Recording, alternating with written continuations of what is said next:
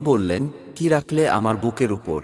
আজরাইল আলাইহিসসালাম বললেন, নবীজি, আমি জানি আপনি আল্লাহর সবচেয়ে সম্মানিত মেহমান, তাই আস্তে করে আমার হাতটা রাখলাম।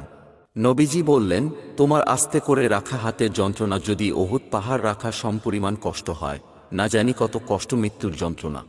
নবীজি বললেন, হে আজরাইল, আজকে কথা দাও, মৃত্যুর যত কষ্ট আজকে আমাকে দিয়ে দাও, তবু আমার দুর্বল উম্মতকে মৃত্যুর কষ্ট দিও না। আজরাইল বললেন, হে নবী, আমি যেহেতু জান কবজ করব, আমি বলে দেই, আপনি আপনার উম্মতকে বলে দেন তারা যেন ৫ ওয়াক্ত ফরজ নামাজের পর আয়াতুল কুরসি পাঠ করে। আমি কথা দিলাম তারা মরণের কষ্ট তখন টের পাবে না। আয়াতুল কুরসির ফজিলত। ১, আয়াতুল কুরসি পড়ে বাড়ি থেকে বের হলে ৭০,০০০ ফেরেশতা চতুর্দিক থেকে তাকে রক্ষা করে। ২, এটি পড়ে বাড়ি ঢুকলে বাড়িতে দারিদ্রতা প্রবেশ করতে পারে না। ৩, এটি পড়ে ঘুমালে সারা রাত একজন ফেরেশতা তাকে পাহারা দেন।